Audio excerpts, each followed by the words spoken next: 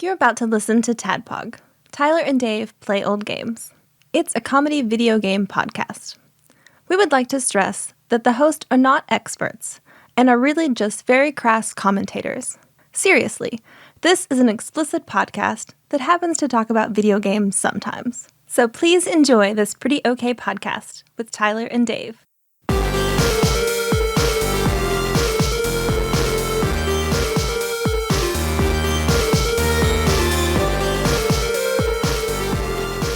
Hello, Internet, and welcome. Welcome once again to another TADPOG podcast. It's a show that happens once a week. Yeah. Where two old guys play old games. And this is the closest approximation I can make of Phil's character in your D&D game, but as I go on, it's slightly changing away from its original cadence. Well, that makes sense, because I thought you were trying to do like Deckard Cain or something. I was! And it quickly strayed. Yeah. Which, I mean, is, yeah, okay. Yeah, it's hard to keep that up. Uh-huh. I mean... Unless it's a dwarf, I can't maintain it. You want to do a dwarf voice for the rest of the show? I'll do a series of episodes where I host as one of my D&D characters. Oh, God. That's not cringy at all. No, I mean, no. That's Not at all. Fine. What else could you do? What else could you layer on top of that? Doing them in character. Not just the voice, but in character. What is this podcast? What is this you're having me speak? Where we spend, no shit, 2 hours explaining to your character what a video game is. Every one of them, every episode. It's like, okay, we got to start with a television. There's this thing called a television. It's kind of like a scrying pool. Electricity. It's a lightning bolt spell, but it's channeled. Oh, well. This is Tadpog. I don't even know where we were. What do we do next? Play old games. Hey, we're Tyler and Dave play old games. There you go. Yeah. This week we teased it last time, so we are talking about Castlevania 3: Dracula's Curse. Got it right. Yeah, I was gonna say Got it right. You didn't sound too confident. I wasn't. Yeah. Because I got it wrong on Simon's Quest. Yeah. That's okay. Look, we all make mistakes. Look, after a colon, it really doesn't matter. That's true. If there's a colon in the title, it's like, well, okay, that's just kind Castlevania of 3. Yeah, There we go. Right. Yeah. Castlevania 3 M dash Dracula's booty call, Dracula's booty. Yeah. or just Dracula's booty. There you go. It's a part you have to get, like in Simon's Quest. Yeah, it's the missing piece. Before we delve into Castlevania 3, let's see, Dave. I know we got a package right here. You want to see what's in there? What's in here? Yeah, let's see what's in there. It's a single object. Melissa looked already. Oh, yeah? Because I didn't want to look, but she always has to look. You didn't look? Inspect everything. I have not looked. She has to inspect it? Yep. Like what? She can never wait. She's like, I just want to know what's in see. it. And she said, it's pretty good. So. Okay, all right. Oh, damn. Okay. What is this?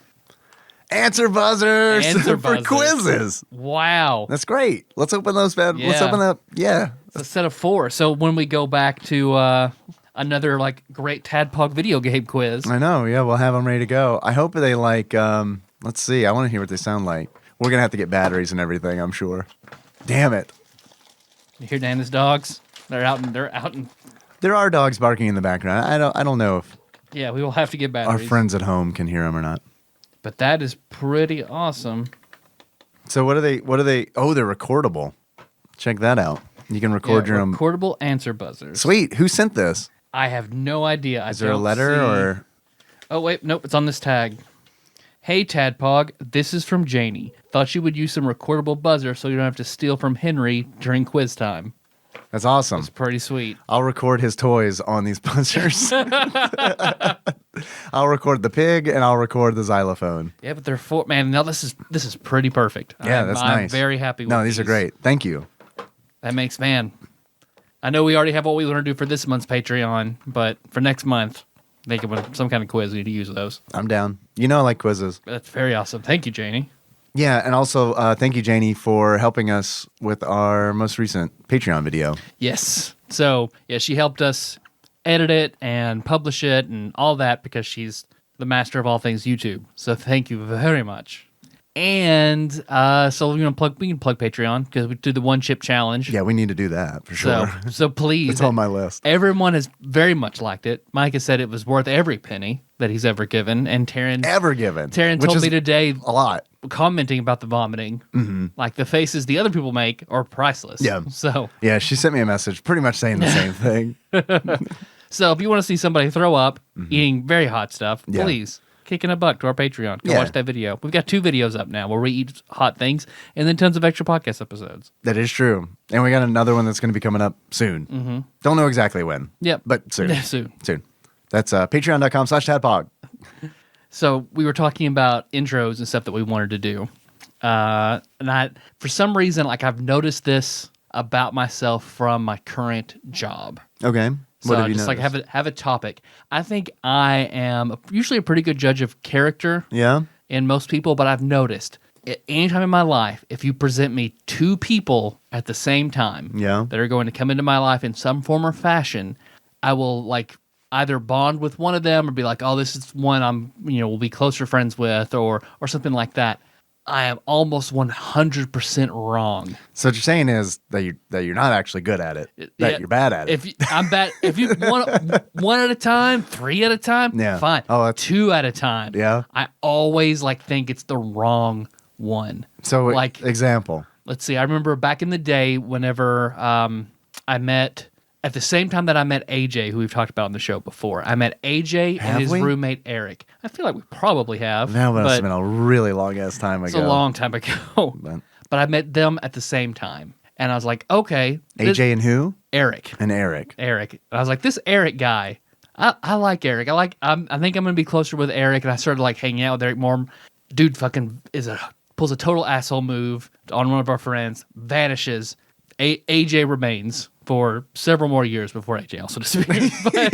Everyone disappears at some point. Our lives are essentially unsolved mysteries.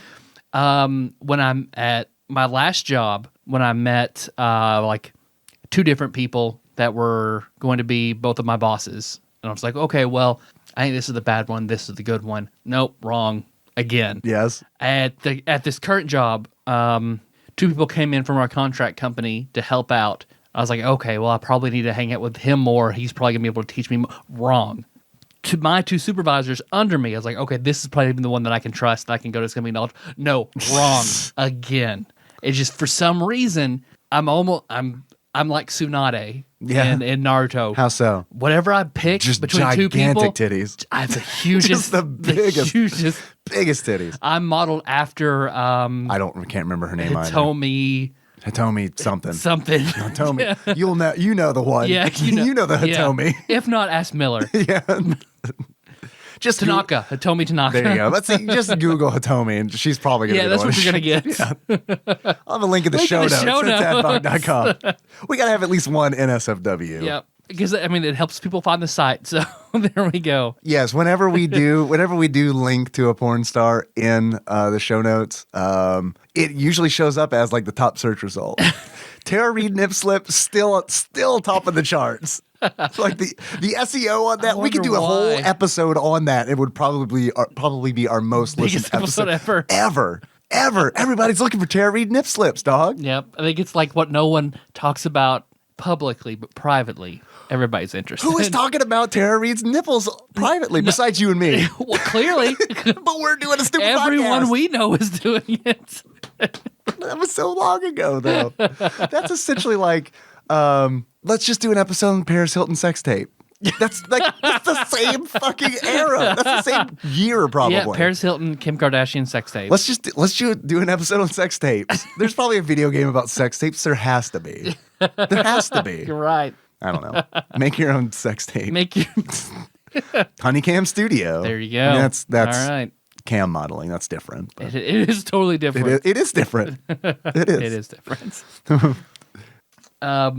That's just something odd I've noticed. I find it makes me disappointed in myself that I'm always wrong when I do that. I think what I think is funny is I don't even think about that. And I don't know if I don't know why. I never even thought about it. When it's I've never thought about when I meet 2 people, I kind of just naturally gravitate to one or the other. You know what I mean?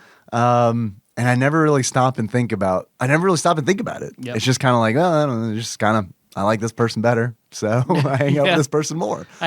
Usually I like this person better. Oh, okay, no, they're horrible. They're a horrible person. Oh God, I watched them murder somebody. Shit, chose the wrong person. But I don't know if there's any discuss there. I just noticed that today, whenever I was talking to one of my supervisors, there's just like, yeah, I thought you were going to be a fuck up, but you're much better.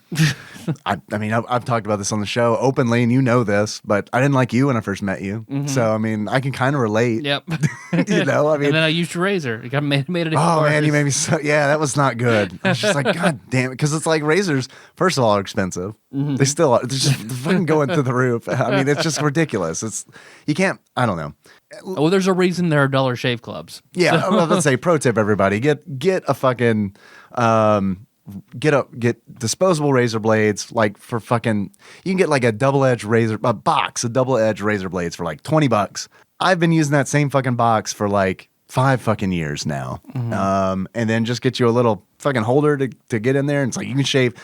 I've probably spent like maybe when it's all averaged out, maybe like $5 a year in shaving. Yeah, I don't even do that much. I bought an $18 straight razor. Razor? Yeah, that is. And then the razors for it, like a 80 pack for like $5 to $10, and that's a good way to go. I've had that for years and years. You keep a beard though. I know you trim. You know, I know you shave with it, but I don't know that I could. I'd probably need to practice with it.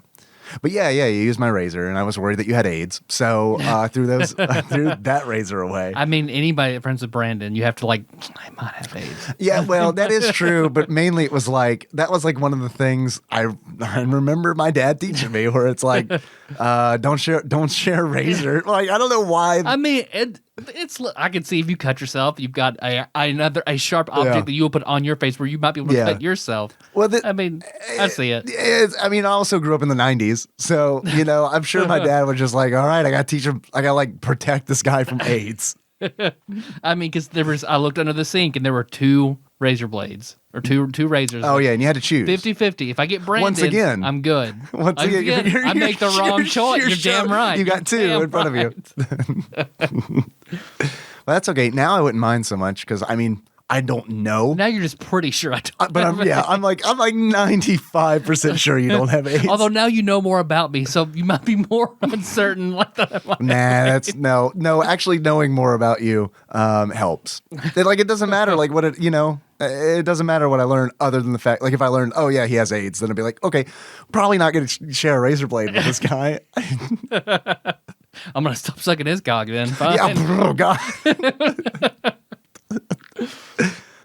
Another small little anecdote. Yes. Because whenever you came over, it was just me at home. Like Kenna was with Meg. All the girls were at Melissa's mom's. Melissa was working. It was just me. I was like, it's been a while since I made a drink. I think I'll make an LIT and record the show. I do not see an LIT in front of you unless you have one in that mug. That's just water. Okay. That's a Mormon LIT. What happened? And when I went and I grabbed the LIT mix, it's just like I got a flashback. Shit, there's AIDS in here. Man, I bought that like the AIDS. I left the cap off this thing for a day. Now there's AIDS all up in here. Got the AIDS. God damn it. We're to the point where we can joke about AIDS, right? Oh yeah. Yeah. There are worse things. It's fucking cured, right? Yeah. I mean, money. Yeah. Right. 2 points. One, because I've recorded the show a few times where I'll drink and take a Lunesta, and you see how that whole mess always plays out anytime I combine the 2. Yeah. Well, if I do that, they tell you not to do that, right? Yeah, I mean, it's on the bottle. Right? It's in the commercials. Yeah, I mean, so it's on the pharmacy label, and the pharmacist says the fucking butterfly in the commercials like, don't do it.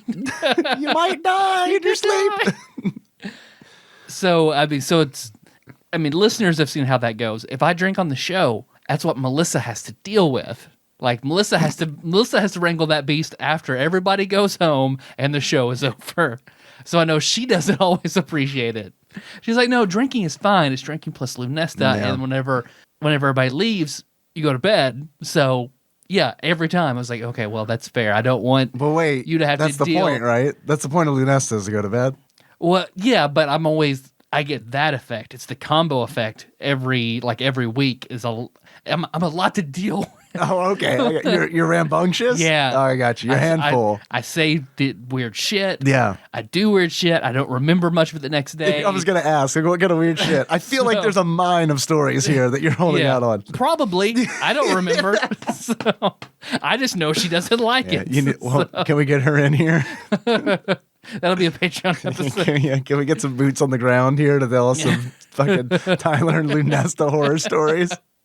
The other is just like almost without fail. Anytime I have a drink on the show and like bring it up or I get a little tipsy, someone's worried about you. Yeah. Every single fucking time I will get messages or read comments that they're one drink a week on the show, and everybody's like, man, I'm really worried about Tyler. I guess because they only hear me on the show, so it's not like I'm always drinking, but I always, or a personal message, like, just want to know if you're doing okay, man. Like, I just had to loosen up drink. I think that's just because people care about you. Yeah, but at the same time, like, think about it. Think about it. Do you mind? Can I share? That you're also worried about me? No. I mean, all the time. I'm worried about you. But can I share a tip? Mm-hmm. This is friendly advice. Mm-hmm. You don't have to take it. Mm-hmm. Whenever I drink on the show, I don't mention it, and no one notices. Yeah. Or if they do, they're like, "Oh, Dave's feeling goofy today." And that chili dog's quite the character. Man. Yeah, man. I was drunk for like every fucking Call of Cthulhu episode, like everyone. Like, there are times where it's like, well, see, now I'm going to get messages like saying, don't do that again in the future. But there are times where I like went out to my car after recording. I was like, deep breath. What kind of logistical gymnastics will I have to tell myself to get in this car and drive home? No, I'd say the alphabet backwards. And I'm like, all right, fine. let's do this shit.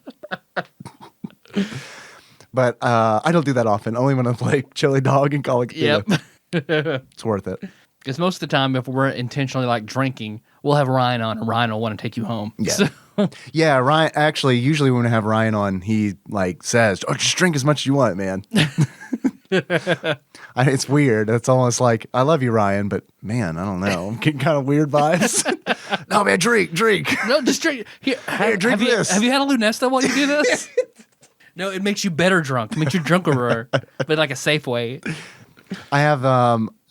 I know the reason. It's because I'm a fun drunk. Yeah, you are. I mean, even at you and Melissa are incredibly fun drunks. Well, it's just great to just not give a shit for like once. Yeah. You know, like that's that's so liberating. And then that like liberation is just exhilarating. And then it's just like, and then it's fucking Tadpog prom where it's just like going absolutely crazy. Like banging on like some dude's bathroom stall door while he's trying to drop a deuce. I remember you tagged it like a walker. Yeah. It's like I'm fucking unstoppable. What are you gonna do? I'm drunk. What are you gonna do? Because has Nikki listened to the Man Pog episode? No, we haven't. Melissa still connected. No. Listen, I'll mention like I'll bring up something she said on the show, and she immediately just like cringes. Like, did I fucking say that? Yeah, you did. That is also a Patreon episode. That's one I fully endorse. I think it's not us, and I think it's the best episode. Oh, man, that's a bummer. Yeah. Oh, well. I mean, it's still ours. It's not us, but it's ours. Yeah, we profit off it. Yeah. All right. You got anything? I do. I'm Dave. Please. I am your bespectacled host. And I really don't like Facebook. We were kind of talking about this before the show. Mm-hmm. It's fine, like using it. It's fine using it, but like on like the back end of trying to like promote the show and stuff like that, it can be a real pain in the ass. But Facebook did do me a solid, and I did not realize Facebook did me a huge favor in October, and I did not realize it until today when I was checking on a support ticket that I had because I want to change the name of the Tadpog Facebook page from Tadpog to Tadpog Podcast. Mm-hmm. And it's not letting me do it the way that I want to do it. Long story short. I mean, blah, blah, blah, blah. Who cares? But so I'm checking on the status of that because it's like, damn it, this is bothering. I want to resolve this shit. And I noticed that I have a message in my inbox on their support page. And it's like, oh, great. I'm sure this is about the question that I asked them. And I click on it, and the first thing I see is a Pornhub link. And a message like, hey, we noticed some spam coming from your account, so we went ahead and removed that.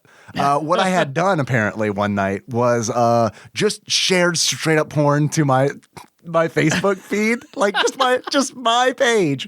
I just had done it because I remember I may not have been sober at the time. Please, I don't need messages. I'm fine. I'm worried about you. I don't need messages. I'm fine. Don't worry about me. But one night I was trying to send. This is a listener who's gonna remain nameless to protect his or her identity. But there was this video. He is a Cubs fan. Oh, okay. I know who it is. Huge Cubs fan. And I happened to, through my regular browsing, I happened to find a video of a woman in a Cubs hat sucking a dude's cock, and then he blows his load on the hat. And I wanted to send him the link and be like, is this, how do you ask you? And, right? Yeah, it wasn't. I could tell. I mean, come on. I could tell. No, I mean, the obvious differences that just immediately noticeable. I know the size of all my friends' cocks. Oh, I'm sorry, listeners. Oops. So I wanted to send him the video to be like, as a huge Cubs fan, how do you feel about this? I mean, how do you like? Where is this disrespectful? Like, do you feel like? This is the ultimate compliment. Exactly. And he ruled that it was the ultimate compliment. and then we tried to find more. We wanted a little adventure. We didn't find anything, but thank you, Facebook, for flagging that as spam and assuming that I hadn't done that. Because like I saw it and I was like, oh yeah, I totally did that. And then they were like, oh, well, you can. They were like, and then I was like, I wanted to lie to Facebook. They're like, did you post this? Yes or no? And I was like, no. And they're like, all right, we're going to look into this so we can find out. And I was like, back. And, it's fine. Just thanks for getting rid of it. I appreciate it, Facebook. You're the best. Yeah, that's a good game of chicken to find weird pornography. Just keep posting it to each other's walls. Please. All right, I'm unfriending everybody. You can suffer through that. I refuse. Why I have it where I have to approve anything that goes on my timeline. Me too. The problem is when I do it, I don't have to approve it. I'm clearly my own worst enemy. I guess everybody send me the best pornography you can. Whoever sends the best pornography, I'll publish it to my timeline. That's a Patreon goal. What's the dollar amount have to be in order for you to publish pornography to your Facebook page? And it can be whatever they pick. Oh man, that's pretty good. What are we at now? Like 475. It's not taking much. Let's make it a low bar. Let's get it back up there. What I'm thinking is it needs do a mini pledge drive. It needs to cover my wages at work. That's what I'm thinking. Yeah. You know what? Honestly, I don't know that they would care. Yeah. At work, they're pretty cool there. I think they'd be concerned. Yeah. I get concerned messages. Where did you find this? Right. We're worried about you. Look, we don't want to have to call the authorities, but we're willing to if you don't stop. So I don't know. I guess I'll post a link to that video in the show notes at tadpog.com if you want to see the Cubs hat. Perfect. Weird. It's going to be the weirdest show notes ever. Yeah, good. Do you hear that, Dave? Yeah, I do. It's just the unrelenting. Who's the Cubs' rival? Yankees, probably. I don't know baseball. Cardinals? Yeah, I think it's just the unrelenting slurping sound of the Cardinals. Just that bird just pecking at pecking away at it. Sorry, Cardinals fans. I know you're out there, but I don't know. I don't know anything about baseball. Of course, I hear that, which ushers in a segment that we like to call Dave Reads some Wikipedia. Are you ready? Did you have a dream about being a baseball player? Did I have a dream about being a baseball player? Or did I have a dream Probably that you one had day. a dream about being a baseball player? I don't know, but I like this. I like this Inception. You had a dream that I had a dream about being a baseball player? I have a weird memory about someone telling me about you having a dream about being a baseball player. Oh, well. Do you know more about it? Maybe Melissa had a dream that you had come over and told us that you were a baseball player now. I don't remember. I'm done with the show, Tyler. I'm a baseball player. That was very George Costanza. Thank you. All right, so are we ready to shift into serious dry game mode? We'll do fine. Yeah. We can make it as wet as we want. Let's make it wet. You want to make a deal? Yeah. We're very far apart, but we can do you want to touch our fingers? All right, let's make the wettest. That wasn't weird. Let's make the wettest Castlevania 3 talk we can. It's like at work. Yeah. My boss 2 levels above me. I did something good. Big boss. Geese. Geese. I did something that made him very happy. in my job. Go on. And like I went to his office. Boss, and I had a dream you were a baseball player. it's like, yeah. He pulls out his Cubs hat. Stained. Put this on. Some people have a cum box. I got a cum hat. I've got this mostly bleached white Cubs hat. Yeah.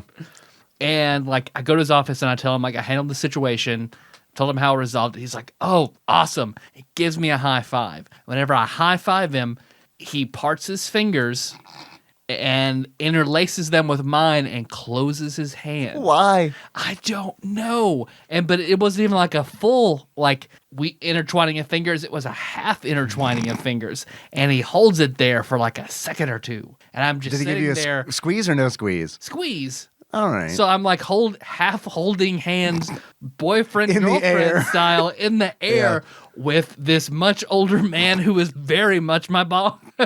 Salivating. You're salivating, boss. He wants it. Yeah. He wants it. You know he does. I fuck up handshakes all the time, and I hate it when it happens. Like, I will go in, and it's like my pinky and my ring finger will graze their wrist, and it's like, oh God, why? Can we? I didn't mean to do that. Start over. Yeah, please. Look, I got this business relationship off on the wrong foot. I'd like to shake your hand again, please. No, I insist. Okay, guys. Wikipedia. Castlevania 3, Dracula's Curse. I don't have a Japanese translation, unfortunately.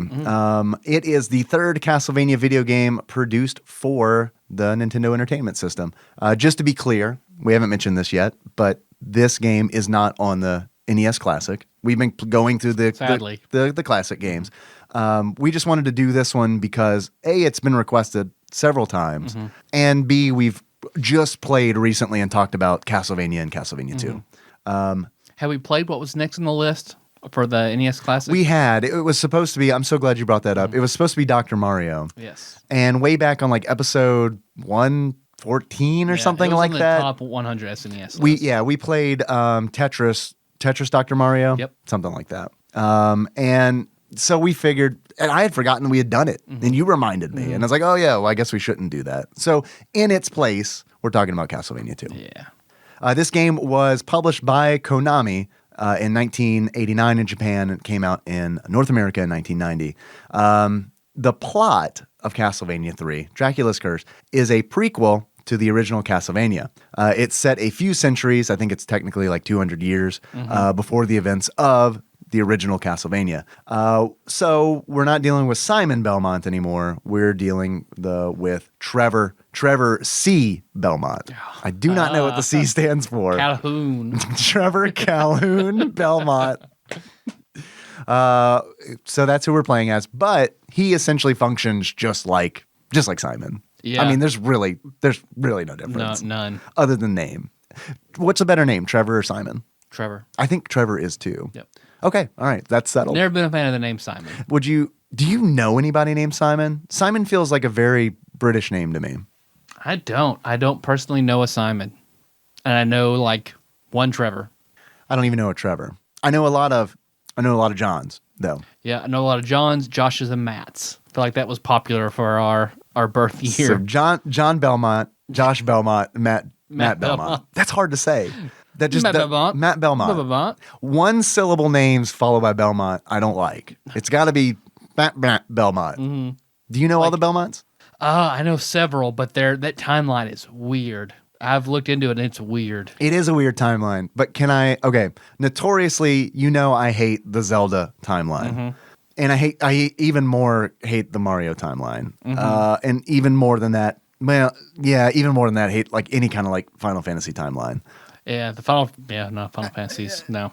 But there are timelines that I enjoy, and the Castlevania timeline is one of those because they make it a part of their game way early on in the franchise. Like this, Castlevania 3, them saying, yo, this is a prequel to the first Castlevania game. Them putting that in the game, just laying it out there, telling us that, yes, we are keeping this in mind, makes it okay for me. If if a Zelda game had done that, then I'd be like, okay, I'm on board. You designed it this way and not reverse engineered it this way. Because I feel like that's how all the Zelda shit is, where it's because okay, I was an art major. Make games and then be like, this is important to people. Figure a way to make it work. Exactly. I was an art major, and it's like, but part of that was like taking a whole bunch of studio classes. And I know like how that shit works. Like everybody just makes something they want to make, and then in critique, they just make shit up. Where it's like, oh, well, this represents the time that I was touched by a dog in the backyard. And it's all of a sudden, it's like, it goes from shitty art to, oh, I feel bad for this person. So, you and Nikki met in an art class. We did. We met. If you want to hear drunk Nikki tell that story, it's on our Patreon. It's a Patreon episode, Man-Pog 2.0. I did not know she told that. It's a fun story. That's a fun story. It's funny. Yeah. Did she tell you what I was? We met in well, God, I don't want to spoil anything with Patreon. But like, we met in a ceramics class. Did she tell you what I was making? No. I was making a Karibo's boot in ceramics class. Did you finish that? Because I feel like I remember seeing that at your house. I finished it. And what I had to do, typical lazy art major style, was it started out as a Karibo's boot or Karibo's shoe. I've heard it both ways. I like boot more. I like boot more too. Just boot is more fun to say. Sexier. And it's sexier. Boot. Let's make it a Karibo stiletto. And the instructor was like, I don't know, I feel like it needs more. And I was like, oh, okay, well, I just put it's a propaganda boot. Yeah, it's a propaganda boot. Put some speakers on this. Yeah, it's like, I don't know. It's fun to like look back at college years and be like, man, I thought I was so smart. I thought I was so clever, and just really wasn't. It's the Karibo's boot. Make it pretentious. All right. Yeah, totally. Yeah, exactly. And then, no, I mean, all right, I could get off on this whole like diatribe about how like seriously, I do think that like a lot of art professors like push that without so much as saying. They don't come right out and say like make it pretentious, but it's like it's implied a lot of the times. So yeah. Welcome to the world of food as well. So yeah, I didn't even think about that, and it's got to be even, dude. It's got to be even worse in food because like all the celebrity chefs and stuff. Like, I mean, sure there are celebrity artists, but I mean like I feel like the everyday person. Like I'll be honest with you, I know more famous chefs than I do famous artists right now that are alive right now. You know what I mean?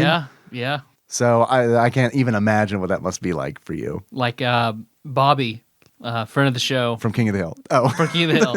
I mean, well, they share this quality. Bobby he's an incredible smoker. He loves to smoke meat and cook. Like he's I see. Very, very skilled at barbecue. I was going to ask how many packs he was up to. Yeah. Well, he used to smoke a lot.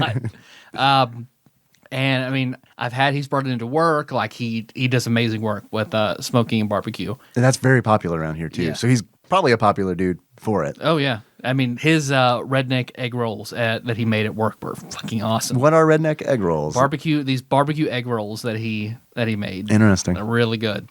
I remember back at a few jobs ago when we used to work at a nursing home together, he brought some barbecue in to bring to have Jason try it. And we tried it. It was like, it was really, really good. And it was someone who died in the nursing home, wasn't it? Yeah. Yep. Bobby took them home and smoked them. Redneck egg rolls are people! And that's when we worked with Guy Fieri guy. Right, I remember you talking about Guy Fieri guy. Guy Fieri almost guy forgot about him. Comes up, tries it. He's the one who had the same tattoo as Guy Fieri. He wanted to get the same tattoo. Okay. He told me he's the one who told me about the skull with the chef head on and 2 crossed knives, culinary gangsters. Culinary gangsters. Oh, I mean the whole Guy Fieri motif is fucking ridiculous. Like you're almost 50, man. Like. Yeah, go. I hate to think about what I'm going to be like when I'm 50.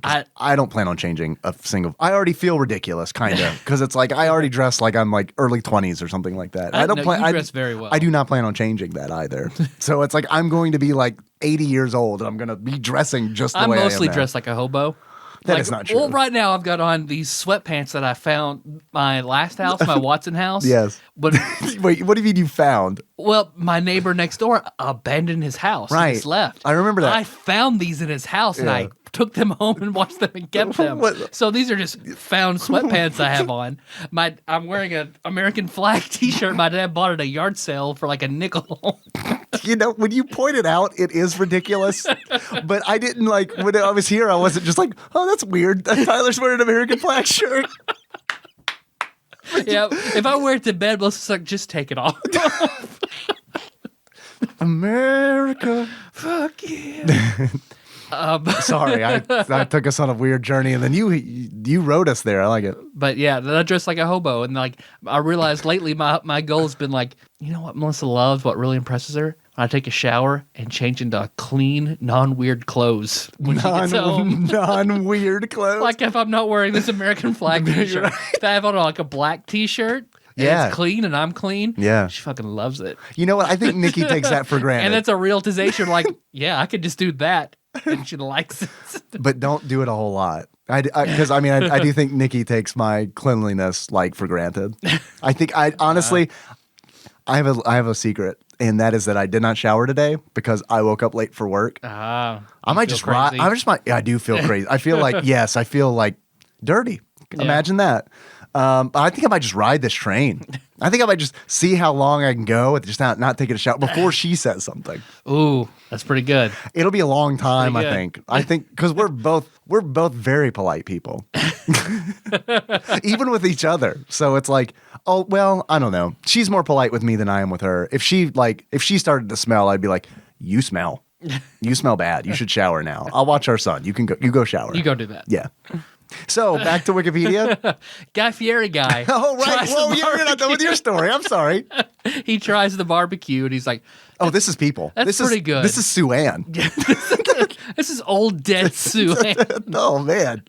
He ate it. It was just like, yeah, that's pretty good. You know what would be better? Probably like a red wine reduction. And me, Bobby, and Jason all just look at him like, what the fuck are you talking about?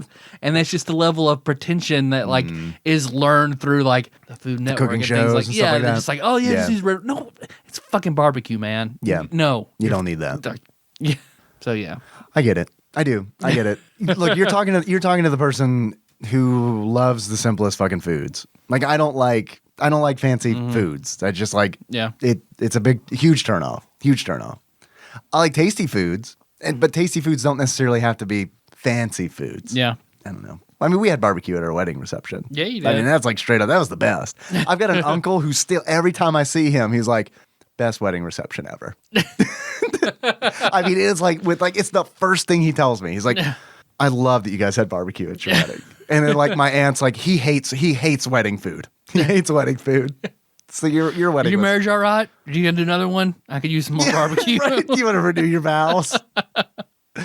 All right. So Castlevania 3 abandons it, Tyler. The action-adventure game and role-playing game elements of its immediate predecessor, Castlevania 2, Simon's Quest. And it returns to the platform game roots of the first Castlevania title. Unlike Castlevania, however, this one is non-linear, kind of. We'll probably get into that, I'm sure. There are branching paths in this game, which is neat. And this game, like Simon's Quest, has multiple endings. So that's kind of neat too. Man, probably more so than anything I've sat down and played on this list so far, because I had never played this game before. I completely missed the one. I hadn't played it either. Man, I really, really enjoyed this game. That blows my fucking mind. I wish I had more time That with it. blows I my really mind. enjoyed it. That blows my mind. Because as I was playing it multiple times, I'm like, Tyler's going to hate this game. How far did you get into it? Not that far. I didn't have that much time to spend on it.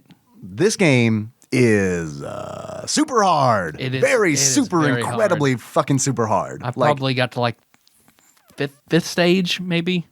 I got to a point where I was like, I spent an hour and 20 minutes on a stage, and I was like, I might be done. I might just stop playing this game. Yeah. And that's when I was like, Tyler's gonna hate this game because I know I feel like you got a low threshold for bullshit like that. Yeah. So that I mean, what do you think? What do you think the difference is? Do you think? I just had to laugh at it. I just had to laugh at some of the shit. Like what? Whenever I would die about something like that was clearly just ridiculous, for some reason, this game it didn't get to me. I would just, like, where I'm trying to go down a set of stairs, Yeah. and I end up just walking off the ledge and dying. Happens all the time. I just had to fucking laugh. There's nothing you can do when it comes to all the stair shenanigans in this game, but just to fucking laugh. Just to laugh, and just keep playing it. But I'm gonna remember this. Okay. Because we're gonna play another game where we fall off stairs and it's gonna drive you fucking crazy. I have a theory, and I think it's because it's a Castlevania game. Maybe. And it's a franchise that you like. That I do like, yeah. So I think I do it too, when it's like I'm playing a franchise that I like, I'm much more forgiving about things that other people who aren't necessarily in love with that franchise would give shit over. Yep. And I guess there are a lot of other positive things about this game. There are. Just like, There's tons. okay. There's tons. This is a good game. This is a great game. Simon's Quest should not have been on the NES Classic. This should have been. I think all three of them should have been on. Simon's Quest, I liked a lot. I liked it a lot more than I thought I was going to, but it was because I had help going through the game. Yeah. This, I also had help because I streamed this on Twitch, and Twitch chat did help me, but it was a different kind of help. Twitch did what? Helped me. Help me. Help me. Help me. Help me. Oh, help me. That is, yes, Douglas. I like Douglas, formerly of Better Made, told me when I started playing to name my character help space me, because you can name your character at the very beginning of the game. When you name your character help me, you get 10 lives. And every time you continue, you have 10 more lives. Huge help. I do not know. Yep. I do not know how I would have done this without it. Yep. I did not beat this game. I got to Dracula, and that was using save states. By the time I got to 2 stages before Dracula, it's when I hit that hour and 20-minute mark trying to beat that one same level. I just said, fuck it. This is not doing it legit anymore. It's fine. I'm not going to I'm not going to claim to have beaten Castlevania 3 by any stretch of the imagination, but I would like to try to get farther in this game so I can fucking talk about it. Yeah. So I started using save states, and man, this game is really hard. This game is so much harder than the first Castlevania. Yes. And it is so much longer than the first Castlevania too, or as well, I should say. I guess, honestly, I spent more time with it than I did with Castlevania 2, but that's because I wasn't figuring everything out by myself on Simon's Quest. Yeah. With that being said, it is a hard game, but I do think it's a fair game. It's pretty frequently where it's like I would die and it would be like, okay, I can do this. It's just a matter of learning the best way to do it, memorizing that, and then executing it, which is normally something that I like. But I should have allowed myself more than 2 nights to play this game, because I would have liked to have beat it, but over a 6-hour period, I wasn't able to do it, which is kind of a bummer. But like I said, it made the angry video game nerd tap out. Like, oh, really? Fighting Dracula, he was like, I haven't seen it. This fucking bullshit. Well, Dracula is weird because I got to Dracula. I did not beat Dracula, but Dracula has 3 forms. That's insane to do on Castlevania's health meter. That's just fucking nuts. Yeah. Oh, yeah. It is nuts. The first form is him in his humanoid Dracula form. And he summons forth pillars of flame that he tries to trap you within. And that's pretty normal. You just hit him in the head like you do in Castlevania 1. And then his second form is the weirdest fucking thing ever.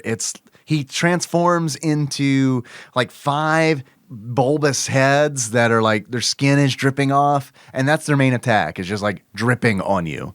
So like you whip it, and like you're familiar with the game Creeper or Chiller. I'm sorry, Chiller. Yes. The shooting gallery where you like shoot boobs off a woman and shit like that. Yeah, the murder game. Yeah, that one. It essentially turns into that, because it's like you start whipping these heads and like the faces come off and there's skulls underneath. And then once you beat that form, then he turns into a gigantic Harvey Birdman. I mean, like, I do not know what it is, but he's like a demon, but with like a hawk beak. And then the floors start coming apart, and you have to like ride the floor up to whip him in the face. Yeah, very weird, very weird. I like it, but very weird. I think it's also interesting that Dracula's previous forms from Castlevania 1 are in this game. And one of those forms is his demonic form. You fight him like in a trio of bosses.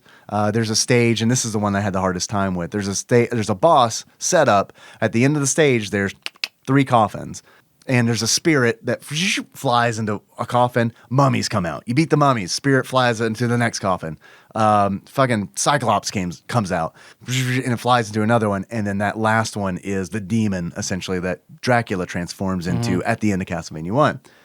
Dracula's regular form is also in this game from Castlevania 1, and that is in one of the partners that you can recruit, and that is Alucard. Alucard is straight up, when you fight him, it's the final boss fight. It's Dracula's first form from Castlevania 1. He opens his cloak up, 3 fireballs shoot out, and then instead of teleporting, he turns into a swarm of bats. And then that's really the only difference that I noticed. Yeah.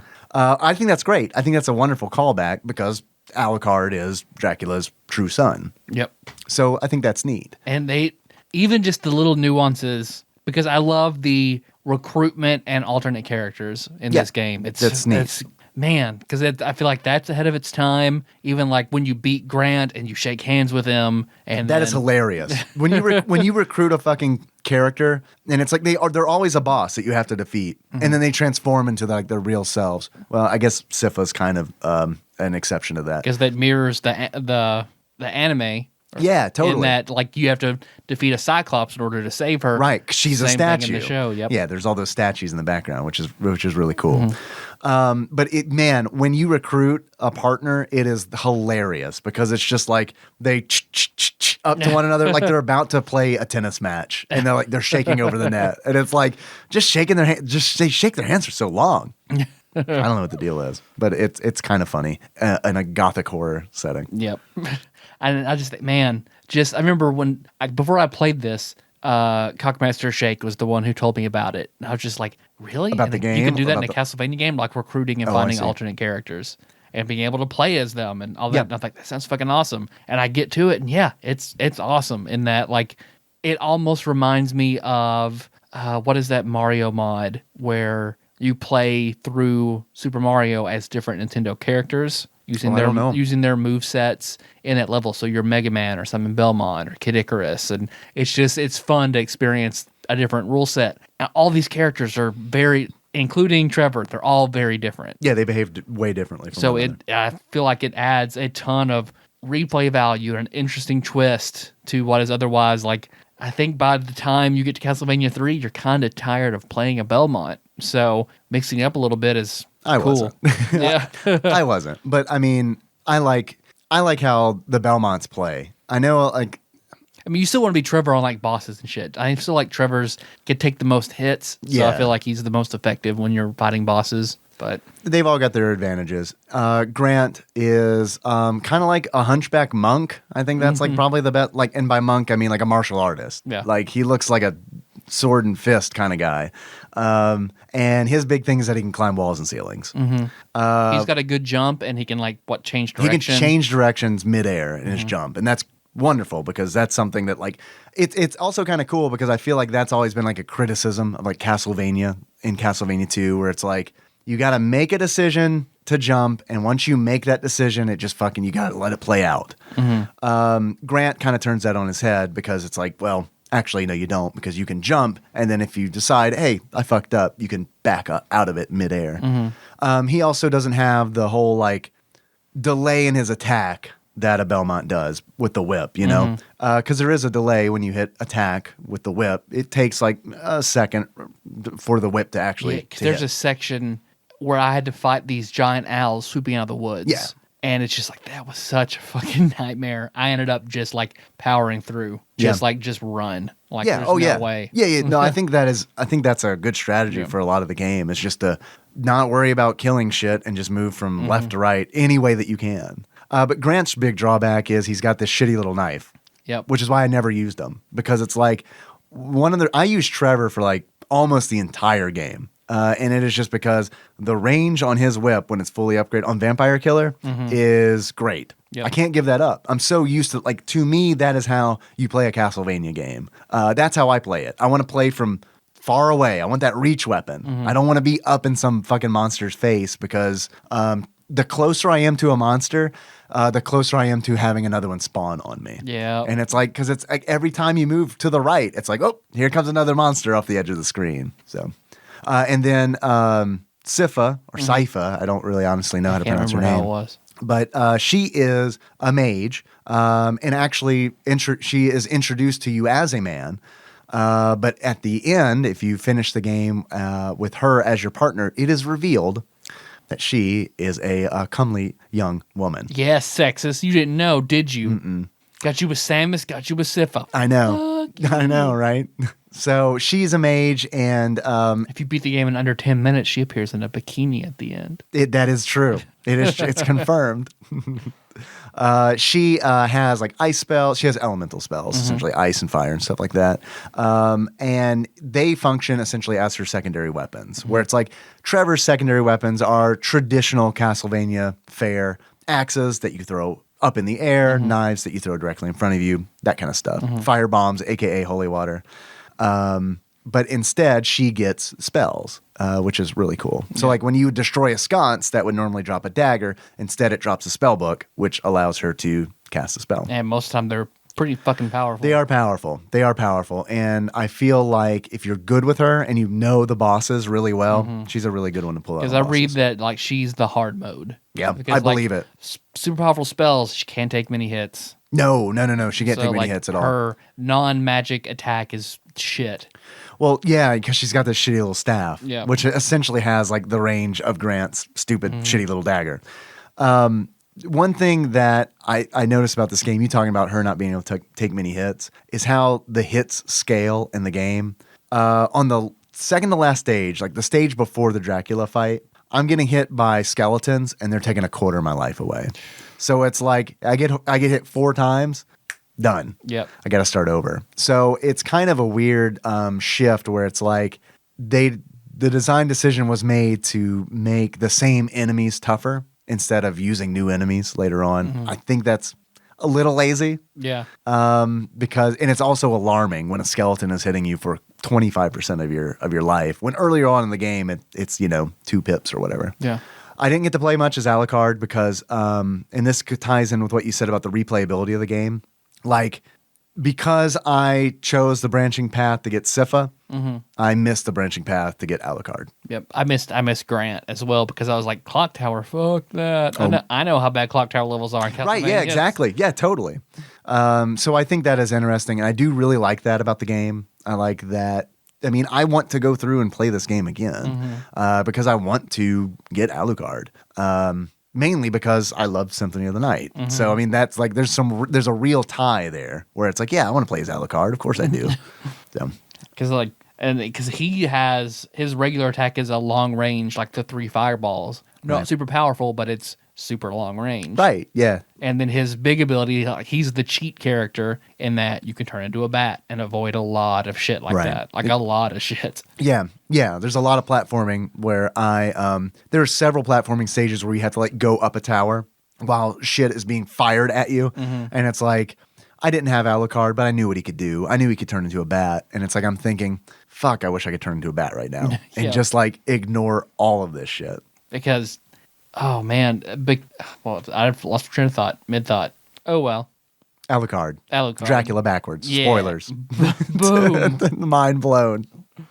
But, I found, even when I lost and to keep going and fighting, I felt like the bosses were about where I wanted them. Yeah, I feel like they really balanced this game compared to Castlevania 1, where I felt like the platforming in Castlevania 1 is pretty easy and the bosses are very, very difficult. I feel like they kind of wanted those two elements to kind of meet in the middle, and they made the platforming harder in Castlevania 3 because it is straight up, the platforming in this game is straight up harder than Castlevania 1. Oh, yeah. And then the bosses are easier than they were in Castlevania 1. So that's nice. I liked it. I thought they hit a really good balance. And the bosses do get hard by the end of the game. I mean, like the trio that I was talking about, fucking hard. And then Death is hard. Death has 2 forms in this game, which sucks. And Dracula is harder in this one, I think, with his 3 forms. Yeah. So, I mean, I do think they struck a really good balance. So was it you tweeted, like, come watch Dave versus the Stairs? Yeah. I mean, because, the Stairs, I mean,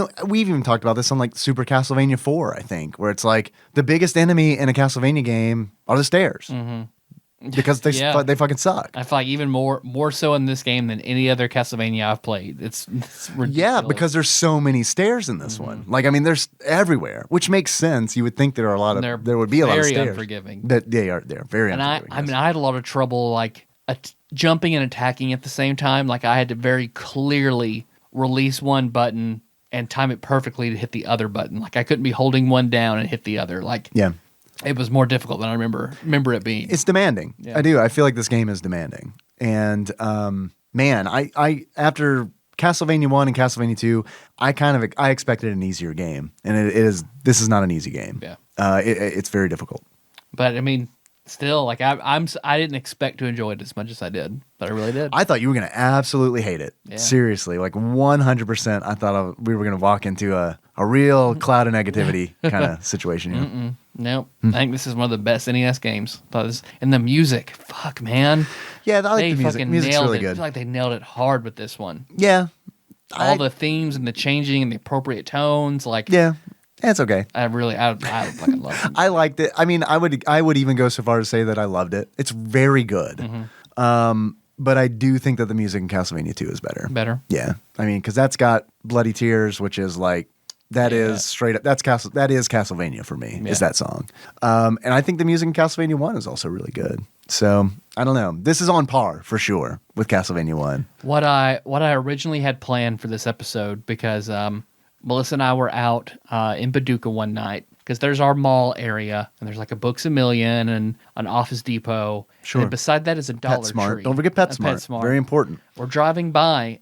We drive by the Dollar Tree, and they have a big sign out front, like it plastered on the windows, then a big like sign hanging down from under Dollar Tree. Sirloin steak, $1. I've seen that. And I'm just like, what's a $1? Like they have freezers and stuff in the Dollar Tree. Like other Dollar Trees in town don't have a freezer section. Just salt. This stuff, they just got an old Pioneer. Got Nick Offerman is the back salting meats. It's just a barrel of meat. It's just a barrel of salted meat. So we went in. She was like, "You should probably get some for the show, and you guys should try a $1 steak for the show." I was like, "You know what? I need to do that for the next Castlevania to symbolize our wall meat will be $1 steaks." Well, let's just. What you really need to do is put it behind some drywall, and then we bust it out of the wall and then eat it. So we went in and we bought the $1 steaks. You did? It took us a while to find because they're kind of, even though they advertise them, they're pretty hidden back there. Oh, were they shameful when you asked for them? Oh, I didn't want to ask for them. No. I didn't want to ask, "Where's your $1 steak?" Excuse me. We just went digging through, like in the bottom of their freezer, and just like regular brown boxes. We found the frozen $1 steaks. Dude, I would have walked in there waving a 5 and been like, "Someone wants 5 steaks. Who wants to give me 5 steaks?" So I bought them, and they're in my freezer. I didn't have time to thaw them out and make them today. It's all right. That was my original intention. We'll do more Castlevania games. That's true. There are a lot more. So many more. So many more. Do you have anything else to say about the game? I feel like I should, and I do. I mean, a bunch of little shit. But this hasn't been the wet conversation that I feel like we went opposite of wet. So I'm ready to stop talking about it. Okay. You have any achievements? I do. I've got a couple. Okay. Most of these are, actually all of these are courtesy of Twitch chat. First achievement is Never Skip Leg Day. And in order to unlock Never Skip Leg Day, you need to climb any stairs in Castlevania, because this is courtesy of Overseas Philip. The stairs in Castlevania are the steepest and widest steps in the fucking world. You go from one floor to another by essentially traversing 6 steps. Yeah.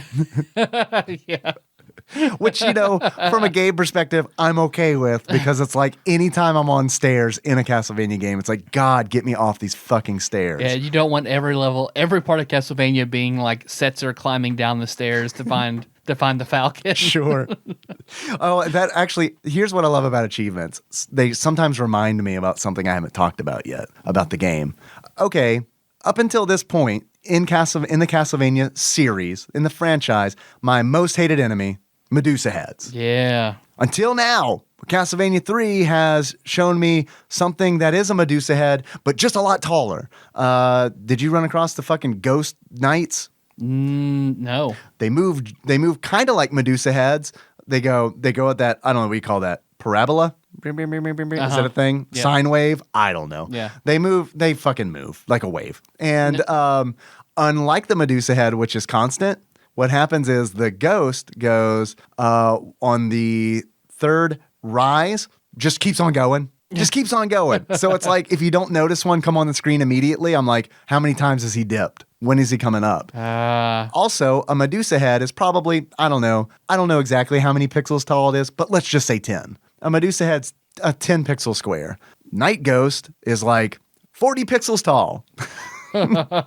So it is essentially, you got to kill it. It's like a Medusa head, I feel like, just dodge it. Just kill it if you can. You see dodge it coming, if you can. you kind of see where it's coming. You can either duck or jump. Like, you can avoid it. Fucking Night Ghost, when it's like, when I don't kill it, it's just like, well, here's a hit. And like in every Castlevania game, when you're hit, it's essentially like you just got kicked 10 feet away. Yeah. So it's like, I'm climbing this tower. I'm climbing these stairs up this fucking endless tower. And it's like, the stair will end, and then I've got like this tiny 2-block platform to stand on, and then I've got more stairs to climb, and then it ends in a tiny 2-block platform to stand on. These tall motherfucking ghosts are flying around. Meanwhile, you've got the dragon skull totems at every fucking 2 block, fucking dragon firing fireballs in a steady stream. Because I used to Castlevania 4 where you can you just duck. Yes, right. You're good. Not in this game. Mm-mm. No, you cannot duck. If you duck, you're just taking the fireball in the face. Yeah, you're making it worse. Exactly. And that like drove me crazy because I could not train myself to not do it. Mm-hmm. When I noticed one of those dragon towers firing high, instinctively I duck. And it's like every single time what happens is I see it coming for my face, and then at the last moment just desperately try to whip it from crouch position, which doesn't work. And it's like, obviously, I'm crouching right next to a pit, so bloop, I get knocked back into the pit. Yep. So there we go. I mean, I really liked this game. Yeah. I know it doesn't seem like I did. It's a hard game. People can complain about Dark Souls the same way, and people fucking love Dark Souls. So, and I think for the same reasons, because I do think that Dark Souls is a fair game. Once you know what you're supposed to do, and you've developed the skill to execute it, you're fine. And I think that's the hallmark of like a fair game. I mean, there really isn't at any point when I was playing Castlevania 3 did I think, well, that wasn't fair. Because every time I die, I'm like, well, I could have avoided that. Yeah. If I would have known this, or if I would have known that, or if I would have done this differently, I could have survived. And I think that's really cool. I think that is a hallmark of a fair game. Second achievement. I love this name. Credit goes to Edgelord Kyle. For whom the Belmont tolls. And in order to unlock For whom the Belmont tolls, you need to miss one of the jumps in the clock tower stage and fall to your death. So I unlocked that, of course. Third achievement, credit goes to Ben Caruth, who graciously sent us the one chip challenges, the one chips to eat in the challenge, aka Arizona Matt. His achievement is Fuck My Life. And in order to unlock Fuck My Life, you just play Castlevania 3. Ben was not a fan. Oh, man. He said it looked frustrating, which, I mean, it was. Yeah. So there we go. There was a point in the stream where I was like, an hour and a half in, I was like, I think I might just play Mario Odyssey instead. How about that? Because Mario Odyssey doesn't make me feel like this game does. Next achievement is Forever Alone. Credit goes to Paul Pig. And to unlock Forever Alone, you need to beat the game playing only as Trevor. Never switch to a partner. Yep. Never get a partner. Beat the game just as Trevor. I have that as well. Only I just called it no. No? Why no? No. Because he's saying no to everybody? Or no. Because they do give you the option. Yeah. Do you want to leave this person behind? And my last achievement is Cheese Weasels. Credit goes to Douglas of Better Made. I would like to say that I invented the term cheese weasels. He invented the achievement. In order to unlock cheese weasels, cheesels. Well, in order to unlock cheese weasels, you need to start using save states after you spend over an hour on trying to finish the stage. I was originally a cheese weasel because there are a lot of bosses that you can get really cheap shots in on, and you have to do it essentially. Yeah. You just have to do it. And then it totally exploded from there because once I got to the point where it's like, yeah, I'll use a save state. At that point, it was like, yep, just going to use them a lot. Like save state, load state, save, load. And it was just like, whatever. Yeah, no, it's a hard game. And it's a hard game. We're adults. We're not kids in the summer. So. I would like to play through this game again. and I'd like to try to do it legit without the help me code, without save states. And I think this, evidence that this is a good game, a well-crafted game, is that even though I got frustrated, I still feel compelled to continue playing the game. Yeah. And try to do it legitimately. Yeah. It's satisfying. It is. It really is. It is satisfying when you finish a stage that's really hard. And it's also forgiving because you have unlimited continues and there's a password system. Mm-hmm. So it's like if you die and you get frustrated and you want to give up, you can. You can take a break and you don't have to lose any progress. Yep. You just enter your password, you're good to go. Tyler, do you have any achievements? My only other one was good move, and that is when you choose to not go to the clock tower. Yeah. Yeah. I didn't think the clock tower was that bad. Whenever I looked at and after the fact, I was like, let me look up the paths I didn't choose. Yeah. Like, you're right. It didn't look that bad. But they trick you because Castlevania is notorious for like difficult platforming and clock towers. There is a second clock tower in Dracula's castle. And that is a hard one for sure. Yeah. Everything that takes place up in front of Dracula's castle is not that difficult. But like once you get to Dracula's castle, they have this callback to Castlevania 1. And instead of showing you the overworld map, which you've been seeing at the beginning of the game, they show you the interior map that you're used to seeing in Castlevania 1, where they show you the rooms and stuff and like the room you're in. So I thought that was there are a lot of nice callbacks in here. I feel like Castlevania 3 was the game where Konami was like, we're going to make something out of this. We're going to tie this into previous games, and we're going to be like, this is going to be a thing. Mm-hmm. Castlevania is going to be a thing. And for the most part, it is. Still, yeah. I don't know when they're doing anything else with it. I don't know. Because apparently Lords of Shadow 2 didn't do very well, so who knows? I don't know. But Tyler. Yes, Dave. I've had a lot of fun. Yeah. I've had a lot, not as wet conversation as that, but you know, we had some good we had some good wet stuff in the beginning. Yeah. We entered with barbecue and Guy Fieri. Yeah, that is true. Yeah. Sue Ann got eaten. It was moist. Yeah, right.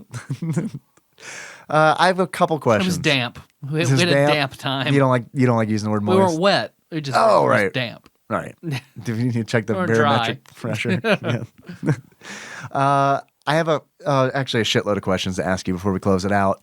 The first of which is, on this show, you're aware that we rate games on a scale of beards and glasses. Mm-hmm, mm-hmm. If you were to give this game a beard that sums up how you feel about it, what kind of beard would you give it? I would have to give it the beard of Pope Paul III. Pope Paul III. Pope Paul which III. Which one is that? He's a fucking evil-ass pope. Evil-ass pope. What is he famous for? Let me pull it back up here. So I had it pulled up to read.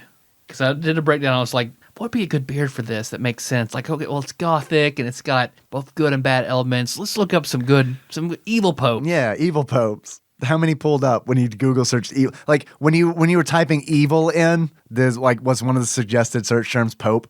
Because I think what was it I looked up was like the top 8 most evil popes in history. And the one that I thought hit the right balance was Pope Paul III. He was a vampire, actually. Yeah. Let's see. Because Pope, what was it? Because I almost went with Pope Julian III, but like, so that guy is that's a bit much. It's a bit much for that evil pope. Pope Paul III was actually Julius III's immediate predecessor, and his reign had significantly less child rape. But what he lacked significantly less. Significantly less. Not void. Not zero, but significantly less. Okay, got a shitty ad popped up. All right. Well, who's it for? No, fuck them. Let me scroll back down to the top of the page again after this shitty ad popped up. But what he lacked in creepiness, he made up for in general ruthlessness and corruption. Paul III allegedly murdered his mother and his niece to inherit the family fortune prior to becoming pope, and was quick to execute anyone who annoyed him by strangulation and immolation. Just in case. On one hand, he did come out strong against enslavement of Native Americans in the New World, but on the other hand, his most famous lover was his daughter, Constanza Forense. Classy. So, yeah, classy. How old was she, I wonder? I bet that was his count of child rape. Yeah, probably. There's one. Ding. Ding. Oh, we need to get these buzzers going that Janie sent in. He was also totally anti-corruption. Pedophilia buzzers. Just fucking go at all the dead baddies. Yeah. bringing up ruthless penalties for church members who were caught lining their pockets. But he also took a cut of the profits for Rome's 45,000 prostitutes. He was a complicated man, to say the least. What year was this? It doesn't say. Interesting. 1999. All right, I like that. I learned something here today. Yeah. I like that. You want to hear about how fucked up Pope Julius III was? Yes, of course. This was his predecessor? Or his successor was... Oh, his successor was Julius. Yeah. So okay. Julius III was in 1550. So Okay. I guess around 1500. Well, I mean, shit was crazy then. Yeah, no one gave a fuck then. No. The papacy of Pope Julius III began in 1550, and after a relatively brief affair, coming to an end upon his death in 1555. At the beginning of his brief reign, Julius determined to push the church through reforms he felt were important, but quickly grew tired of papal affairs, spent the bulk of his time relaxing with simple pleasures, like picking up a teenage boy off the streets and making him his lover. But that's the 1500s, though. I feel like that is a thing that was okay, right? Julius III was so smitten with this boy, in Ascenso Pinocchio del Monte, that he ended up making him his adopted nephew and promoted him to cardinal while he was still an adolescent, bringing the new concept of creepy uncle to an entirely new level unequaled in history. The Incenzio scandal outraged the other cardinals so much that in the time it's become the defining feature of his entire papal reign. He also asked Michelangelo to decorate his home in sculptures of young boys having sex with each other. Yeah. Where are you reading this? I want to give credit. Just on therichest.com, the 8 most evil popes in history. All right. There'll be a link in the show notes at tadpog.com if you want to see the other 6 most evil popes. How did they rank? That was toward the bottom. Bottom being the worst? He was like 6, I believe so. Okay. Yeah. Okay. All right. Well, at least that's comforting. Yeah. I wonder what the lightest one is, where it's just like, I only fucked like one kid. He didn't love the kid that he fucked like Pope Julius III. Yeah, he didn't appoint him him authority. Make him a cardinal to make up for it. Yeah, he just killed him. Sorry about that rape. You want to be a cardinal? Right. Tyler. Yes, Dave. I'm very impressed with that beard. That was good. That took research. That took reading. Yeah. I like it. Mm-hmm. If you were to give this game a pair of glasses, that sums up how you feel about it. What kind of glasses would it be? This one's not phoning this one in, huh? Just because of the age and the difficulty, I felt that because I'm sure he has to be able to see through them, so they might be sort of like glasses. But that bloody windshield. Please, let's not again. The eyes of Cuphead. So in that it's difficulty in its memorization and its old feel and style. Cuphead, good game, great game, easier than Castlevania 3. I mean, I've beaten Cuphead. Yeah. I've not beaten. I mean, I can't make that argument. Yeah. Cuphead's hard, but it is not as hard as Castlevania 3. You should play. Yes. I want it whenever it drops in price. Yeah. And it will on Steam for sure. It definitely will. You're welcome to come over and play it if you want. Or I don't know. Maybe we can work something out. Yeah. Because I don't know if we can do. You're hooking him over. Maybe I don't want you in my house. We'll work something else. No. I just know. I mean, you are showering now. I'm putting on clean clothes for your wife, but I don't know. Please do not wear that fucking American flag T-shirt in my house. I'm gonna come over and use all your razors while wearing my American flag shirt. You AIDS-ridden fuck.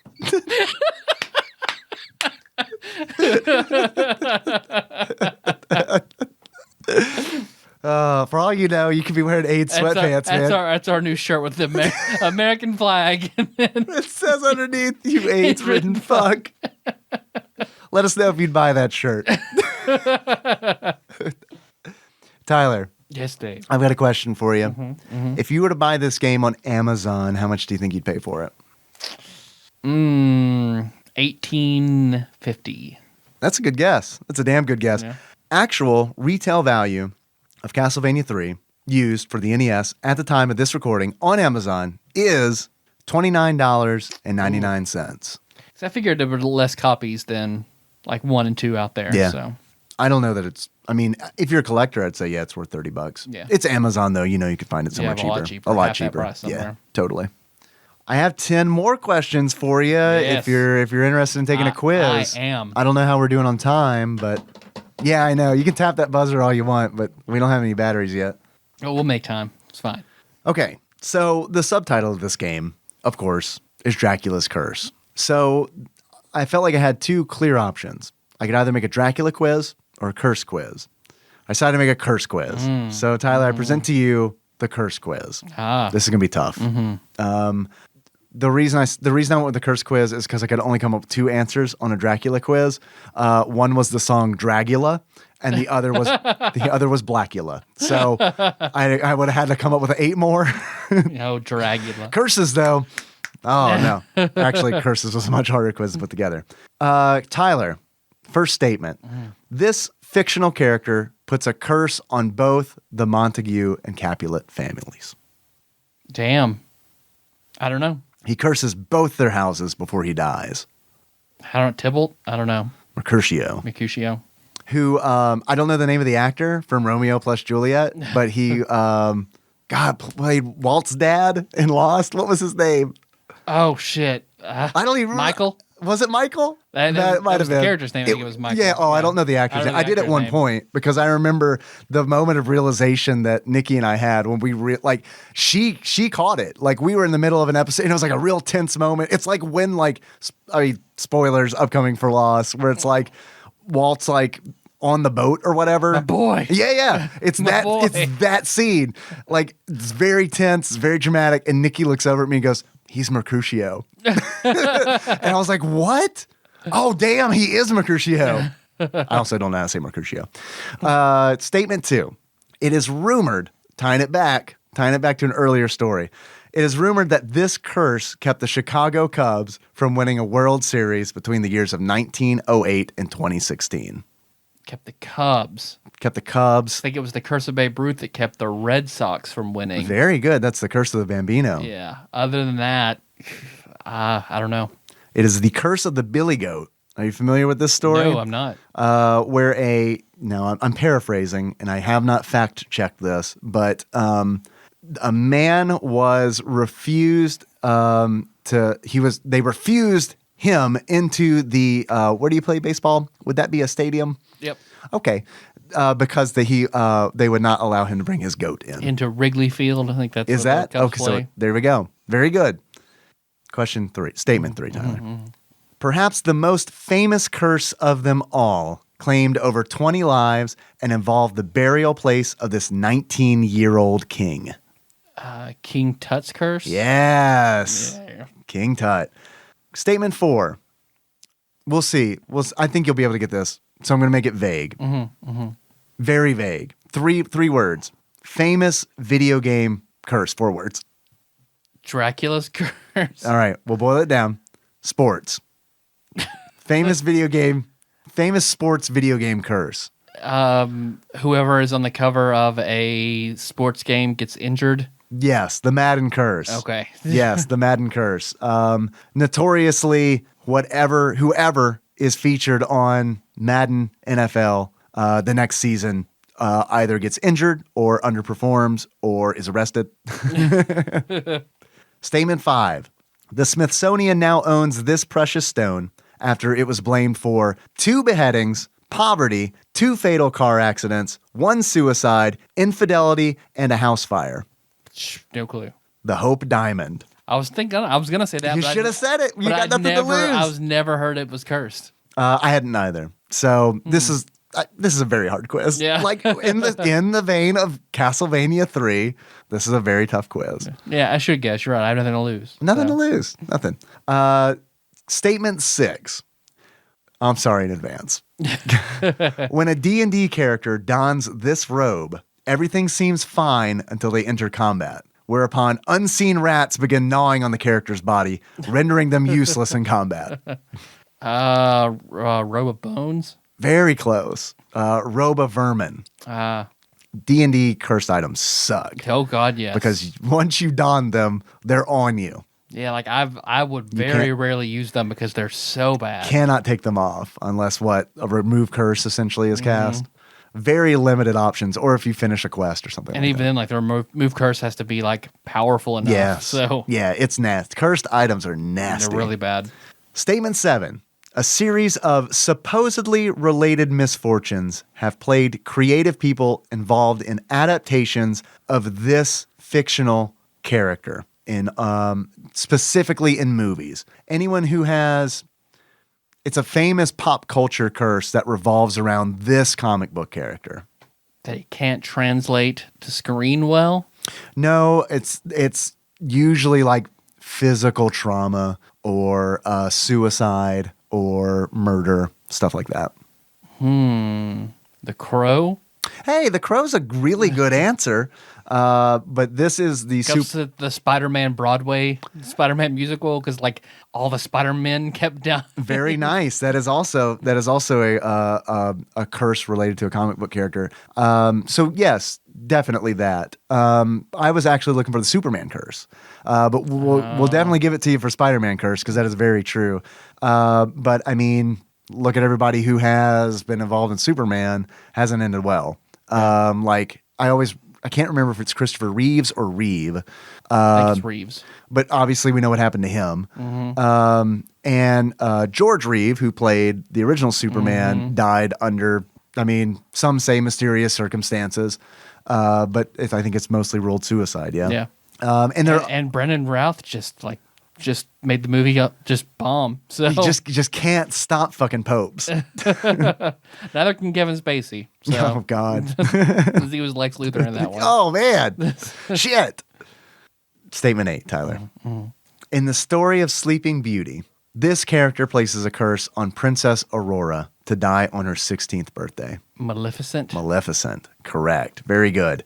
And then what I did was, All the girls would be very upset with me if I missed that if you didn't one. get that, Yep. I haven't seen the Maleficent movie. I haven't either. We should do that together sometime. We should Yeah, make a date. sounds pretty Yeah, good. let's do it. Let's wear our American flag T-shirts and go over to your abandoned neighbor's house. Put up Maleficent on a small TV. Yeah. They don't have electricity over there, so of course we'll have to use candles. It's fine. That's not a big deal. We can eat some redneck egg rolls. It'd be great. And then I have a confession to make. I didn't finish this quiz. Or am I doing so badly you're calling it? You're like, all right. There's a flag on the play. That's a sports thing, I think. So here's I'm gonna try to wing this. Okay. Okay. There is a curse that revolves around a mass-produced painting by an Italian painter, Giovanni Bragolin. It was widely distributed from the 1950s forward, and it is claimed to be responsible for wide-ranging house fires. Dorian Gray. Yes, the house doesn't age. It is called The Crying Boy. And it is a painting. What was happening was, I'm paraphrasing, I'm not fact checking. Sometime in the late 50s, firemen were noticing, and I can say firemen because they were all men then. They were noticing that in all these house fires, a painting was left completely untouched, and it was this painting of a crying boy. So a rumor started that the painting was cursed. Turns out it was just coated heavily in fire retardant. So everything else in the house would burn up, but this painting would essentially remain pristine. That's pretty good. Thus the curse was born. I fucking love that. Tyler, last one that I'm just spitballing here. Okay. This curse remains a cultural meme, dramatizing early deaths of specific celebrities, typically musicians. They seem to die at the same age from which the curse is named, or to which the club is named. These are people like Brian Jones, Jimi Hendrix, Janis Joplin, Jim Morrison, Kurt Cobain, and kind of recently Amy Winehouse. The 27-year-old curse, or curse of 27 years. 27 Club. Okay. We're going to count that. Club. Yes, the 27 Club, which I hadn't heard of until I was putting this together. And then it kind of blew my mind. Yeah. Where I was like, oh, all those people were 27 years old when they died? That's crazy. Yep. And they're all musicians, celebrity musicians. I don't know. Yes, I remember seeing that on Reddit when Amy Winehouse died. Yeah. That's the only reason I know that. Well, you knew it and I didn't. Honestly, I would have done horribly at this quiz. I probably would have only gotten like 3. It's a hard quiz, but it was inventive. Thanks. I wanted it to be. I was hoping that it would be interesting. Yeah, no, that's definitely interesting. Also, not wet. Not a wet quiz. But I mean, what are we gonna do? How are we doing on time? Are we doing okay? Can we take a call? Or we can take it. Yeah. You want to take a call? Yeah, we'll take a call. Let's take a call. All right. We're still in January 2017 for calls. But if you want to give us a call, I'm happy with we're on the current year. So yeah, we're still current year. Barely. I mean, we're hanging on barely. But if you want to give us a call, you can do that at 270-883-2555. Leave us a voicemail. We're going to try to get caught up on calls so that we can make this voicemail as a regular thing of the show again. All right, here we go. First call. What's up, TADPOG? Happy New Year. It's your beloved Adam. Just finished pre-ordering my Nintendo Switch because I suckle at the teat of Nintendo no matter what. Oh, yeah, do. dude. I'm driving home listening to the year-end review, and I am not sure what is harder to listen to on this episode so far. It's. Want to take a guess? January? I have no idea what we recorded in January. That might be hard to listen to, other than just our regular show. Yep. I don't know if it's hard to listen to you or Dave. Yeah, right? Yeah. Adam all of a sudden takes a very mean turn and just starts kicking sand in our faces. Wear this Cubs hat. It's a three-way tie right now. The first thing that's super hard to listen to is you guys talking about how awesome it is that Carrie Fisher hasn't died yet, and Oh, God. we're only 5 days There we away. You know, everything's going to be all right, and then she freaking died. So that's tough to listen to, knowing what I know now already. Second thing that's hard to listen to is Jacob York, because I freaking love Jacob York, and he got his own mic this year, and it didn't get plugged in or something. I don't know what happened. Nope, I remember that. It's hard to listen because Jacob's like way in the background, not talking about anything. I can't hear him, and I miss it because I freaking love Jacob. Hashtag more Jacob is what I want for 2017. Maybe not even for TADPOG, just for me. So that's a selfish request. I'll give you his cell phone number. It's no big Just deal. call him, I yeah. got it. Yeah. It's fine. Just give him my number, and him and I will just talk on a weekly basis. Patreon He goal. would fucking love that. We reached $900 a month. I'll give you Jacob's cell phone We number. give out Jacob's cell phone number. To all our Patreon donors. You get it. It's just You on a get it. Patreon episode. That's Yeah. all we're just saying. his Yeah, phone he doesn't number. need to even know about it. I don't feel like we need to run that by him or anything. No, he's fine. Yeah, he's fine. He's fine. He's a really cool dude. We'll give you if he doesn't pick up, we'll give you Galen, so you can call and be like, "Is Jacob yeah, there?" we give them both. That's fine. It's fine. I like it. The third thing that's hard to listen to is that, like, Ian just says that Rogue One became his favorite movie over Empire Strikes Back. That hurt me deep. Like, I love Star Wars. And I liked Rogue One. I thought it was a great movie. Yeah. I didn't think it was a great Star Wars movie. I felt like it was more of like a war movie. And I know it's called Star Wars, but I was going to it point was that just out. a little different for me. But, like, I liked it. I enjoyed it. Spoilers, everybody dies, which I understand, but, like, everybody had enough story for me to want to know more about their story, and then they died, and then I just didn't care about their story anymore. But, like, man, that hurt to hear that he liked that better than Empire. Like, I just can't see it. Just can't see it. can't. And I love Ian. I can Like, see I it. love Ian. He's wizened. He's sage. He's Sage-like. got probably a fat daddy dick, and Yeah. I can't argue any of those Fat things. daddy dick. But, like, no way is Rogue Fat One granddaddy better dick. Yeah. than Empire Strikes Back. I can't even Venerable. say that it's better than A New Hope. Venerable. Like, The venerable Ian's almost dick like- presiding. The Awakening better. The Force Awakens better. I don't know, man. I think it's top 4 for me. I don't know. This is a hard episode so far. But Sorry. I'm only like, 30 minutes in? So it's only going to get better. Happy But New I Year. just had to call and give these thoughts for no real reason. You can skip everything that I just said if you'd like. But 2017, I'm so excited. My New Year's resolution is to listen to more TADPOG, if that's even possible. And It's no I love paper. you Did guys. you do it? All right. Real talk, Tyler. Real talk. Do you think Adam still listens to the No. show? You don't think so? I haven't heard anything in any form. We haven't been taking calls though. Yeah, that's been that's his main. true. That's been his main form of communication. That's true. So, what do you think? You think no? I would. Was he so turned off by this episode that he stopped listening? I think we haven't taken calls in so long. He probably think gave that up maybe? in like July. Do you? I hope that he doesn't think that we stopped taking calls because of him, Oh yeah, not at all. because that is not the case. But after that call, after that complaints call, maybe. Sorry, Adam. I look. If you like calls, Adam just ruined it. Remember that thing I said about taking more calls? Never mind. I felt really bad. Like, this is no joke. you and I had a conversation about this. I felt really bad when Carrie Fisher died because of it was weird. It was weird the messages that I got, which essentially was it wasn't like you killed Carrie Fisher, but it felt like it. The words weren't literally you killed Carrie Fisher, but because I love Star Wars so much and Carrie Fisher, it was just straight up like, please don't. Like, I'm already having a hard time processing the fact that she died suddenly. This curse was mentioned on a podcast that later stole beloved Carrie Fisher. It's the TADPOG curse. The TADPOG curse, yes. We're like, who are we going to kill today, Tyler? How about? Oh, I'm scared to say it because then it's actually going to happen. Who's beloved? Felicia Day. Oh God, damn! Shit, don't do that. I like Felicia Day. Yeah, let's not kill. Let's not kill her. Who's someone that we loved as kids but don't love anymore? Our dads. God. Like now there's gonna be a weird thing where like I swear to you, like I'm gonna get a call from my dad in a week and be like, so you got this friend, weird thing. I met a dad of a friend of yours. Oh shit, you guys are gonna die together.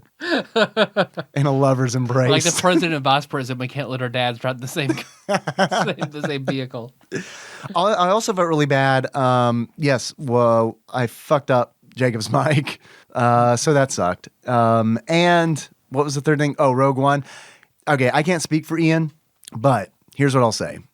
I agree with you, Adam. I think that Rogue One is an inferior movie compared to Empire Strikes Back. However, the level of excitement at the end of Rogue One, like in that final scene in the final battle, was so high. Like that is the most hype I think I've ever been. Well, it's the most hype I've been in the last definitely the last 10 years in a movie theater. It was like seeing all of this shit where it's like they pulled like old footage and spliced it in Forrest Gump style into a Star Wars movie where it's like, hey, remember Red Leader?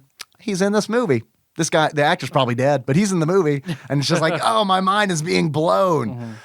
So I like I said, I can't speak for Ian, but I feel like that probably had a lot to do with it because we had just seen it recently. On a second viewing of Rogue One, I did not like it nearly as much. Yeah. So I don't know. Maybe Ian and I are on the same wavelength there. I feel like all those complaints have been addressed. Yep. Let's take one more as a palate cleanser. This is going to be even worse, I guarantee. Maybe. This one will actually. Let's add some risk. Okay. To this. Okay. If this is a negative call, we're done with calls forever. Okay. Forever. All right, here we go. Not to say, I mean, yeah, we're done. What's up, Tadpog? It's your beloved Adam. Turning over a new leaf in 2017. I was about to say this might be the same call. Nobody gives a damn. So I wanted to call in with a fun topic. Adam, you're deciding the fate of calls. This call that you made 11 months ago. Don't fuck this up. Topic. I recently went to MagFest, which is the music and gaming festival. Nice.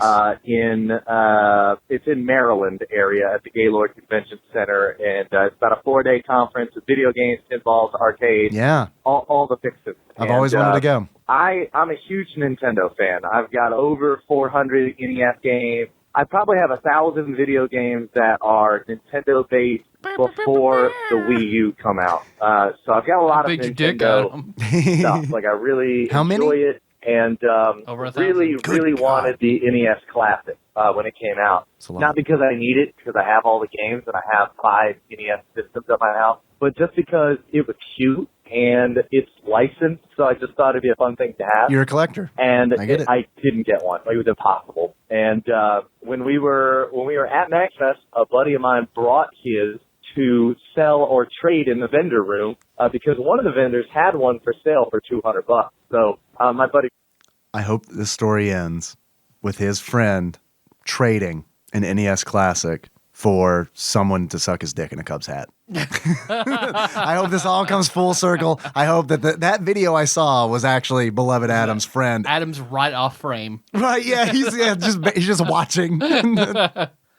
Ron was going to trade it off or sell it, try to make money. And I jokingly said, I'll give you $65 for it, giving him $5 over what he paid for it. And I think he jokingly threw out more like 80. And I looked at him and I said, I'll give you $80 cash right now. And he did it. Like he gave me his box complete, brand new classic for $80. So I basically paid a good friend $15 to stand outside in the cold for 9 hours. Which, I don't feel bad about because all weekend I kept telling him, if you change your mind, tell me and I will give it back to you. Because I don't want anybody to feel like they got, they didn't get a good deal on what they expected, but I think he knew it was going somewhere that was going to get some love and attention, and that I was happy and he was happy, and Ron's a good dude. So I don't think $80 is too high of a premium. Did he let you fuck his wife? That being said, will you be good to her? Hold on, I'm going to pause. What? I mean, he's okay with it as long as it's going somewhere it's going to get love and attention. I was like, tell me if you want me to stop fucking your wife. Just tell me and I'll stop. But he knew she was getting love and attention. Please stop when she taps out. the 30 games on there are all right. There's a handful that are like dynamite games. The rest of them is like, who cares about balloon fight? It's fun for a minute, but I don't need that. Yeah. I don't need 6 versions of We will Donkey continue Kong, to take calls. So I found a video online of people hacking it and putting their own ROMs on it. And you can put about 50 different ones on there, and it seems pretty easy actually. So I wanted to ask you guys, what games do you think should be on there? Or if you were going to hack yours, what would you put? I'll give you a couple off the head here that I can think of. Naturally, I think the original Contra. I think DuckTales should have been on there. Some personal faves. I would put either TMNT 2, the arcade, or TMNT 3 on there because there's no Turtles game. So those are a couple that I think of that I would put. So I want to hear... All right, the call is cut off at that point. Let's see if he may follow up because there is another call around the same time. Okay, let's see. Okay. It's 2017, so I'm not even going to complain that I just got cut off on the answer. Oh, it is? Did he recognize He sounds like Kyle Mullins. So anyway, I'll just finish that statement. I just want to see, give me your top 5 choices, top 5 each of you. Don't combine your list. Top 5. You don't tell us what to do. Of games you would want to see on the classic if you were to hack it yourself. So I'm going to go ahead and say Contra, DuckTales, I probably mentioned another one. Oh, one of the Turtles games. I'll pick TMNT 3 because I think people like that one, even though I like the second one better. I will put TNC Surf because I think that's a fun 2-player game, and I will pick Chip and Dale Rescue Rangers, the first one, because that's a good 2-player game. So let's hear 5 of your choices, and get this party started here. And by the time I hear this call, I'll probably have already put 50-something games on it, and hopefully some of them are the ones that you picked because I want as much in my life to do with you guys as possible. So love you, and let's make 2017 way better than 2016, even though, we don't have any choice for some of that stuff because people die and monkeys get shot. So, all right, Adam. Thank you for calling. It's good to hear your voice again. Hopefully you're still listening. We don't know. We don't know. We don't know. Have no Let idea. us know. We'll find out in 11 more months. So 5 games we could put on it. 5 games. He's not letting us combine our list. Okay. He's not letting us fucking squirm out of this shit. I've already written mine down. God damn. So whatever I say, we have not colluded to have the same games. No, we haven't. Written mine down. So I have a question for you before you read yours. Did he specify whether or not these have to be games that are not already on there? Like, are these games that we're just going to add on to the library? Yeah. Okay. All right. What do you have? And please do it slowly. Castlevania 3. All right. That is fair. I like that. River City Ransom. Yes, and we've already mentioned, we've mentioned that on the show already. I agree with that. I'd rather have River City Ransom on than Double Dragon 2. Tetris. Tengen Tetris? Tengen Tetris. That'd be even better. A Boy and His Damn Blob. You. All right, yes. Dragon Warrior. Really? Yep. Okay. Was that 5? Yep. All right. Should I be to read them again? No. Make sure. No, I can do this. Okay, right off the bat, I'm going to go with Little Nemo. the Dream that's a good Master. one. Yep. Like that is a favorite of mine. I was gonna also say A Boy and His Blob because I really like that game. But Say it. Just because I said it, we didn't collude. and River We're City not Ransom. Russia and Trump. Yeah, right. Yeah, I know we didn't collude, but at the same time, I kind of feel, I don't know, I feel like we need to have different answers. I can see why DuckTales wasn't on there. That would have had to have been a licensing nightmare between both Capcom and Disney. Yep. Good luck.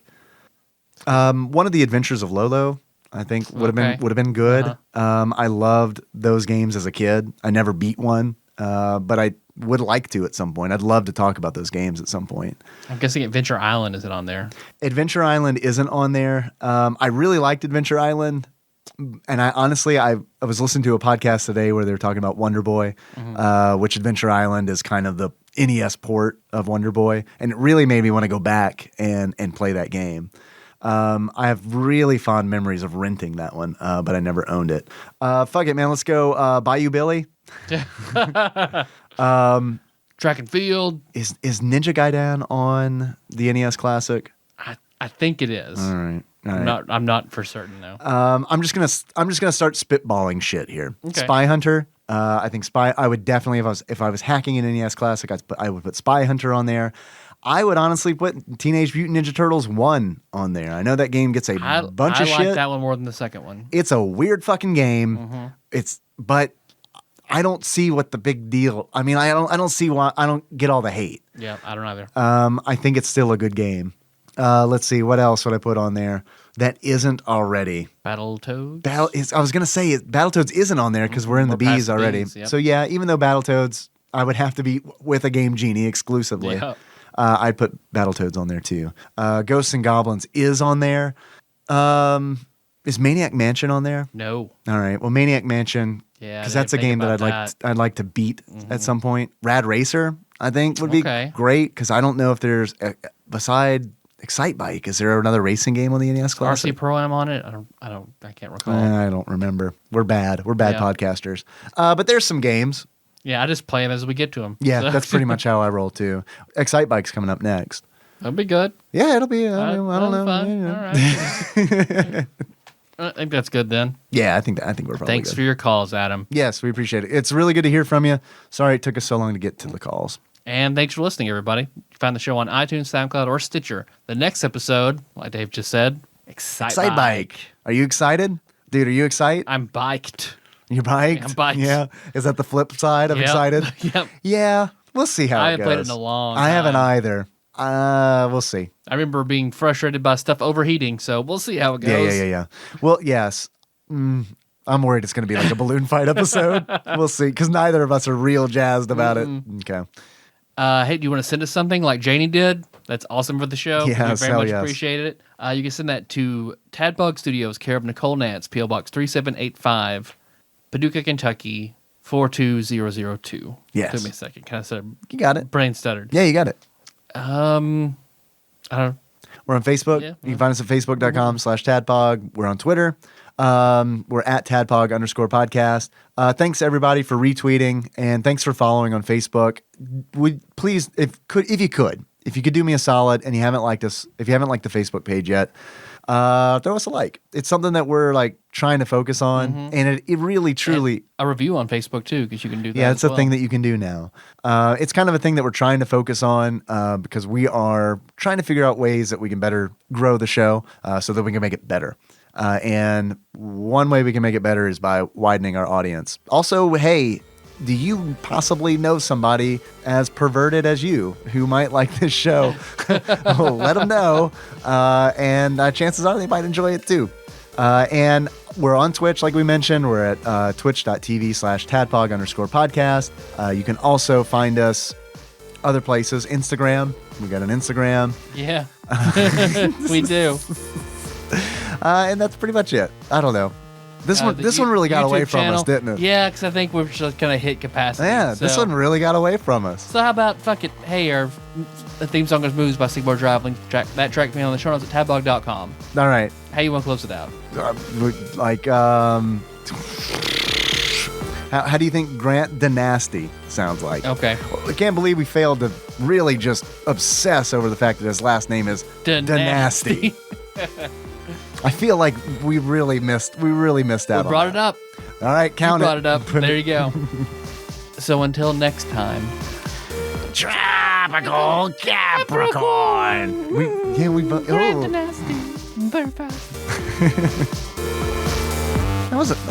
That one started out good. I feel like until once we hit the outro, it's just like, yeah, we're tired.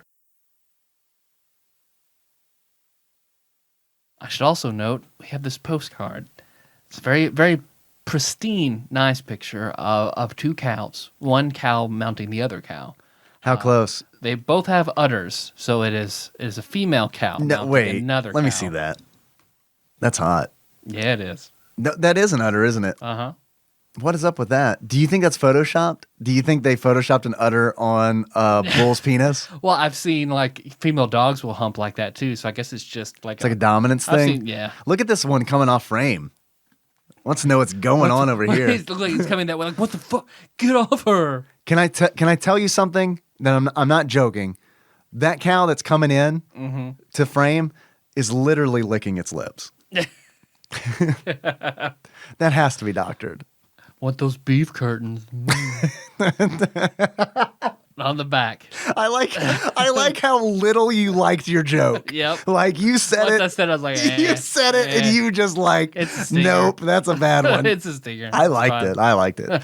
What about it didn't you like? Just the phrase beef curtains? Yeah, probably. Yeah. Dave, Tyler. Yes. Oh. While we were exploring Iceland, we came across this postcard and thought of you guys. Enjoy this hot lesbian action. Heart. Pick Brothers Sean. Nice. And can't really read. Baz. Baz. There we go. Nice. Sean, of course, from Nerdy Thursday. They recently had an episode where he and Baz, I think they were in Iceland when they recorded it, and it's a fun episode. Oh. So check it out. And their last episode they did is a grab bag, which is a lot of fun too. Right on. All right. That's it. Bye. Stinger.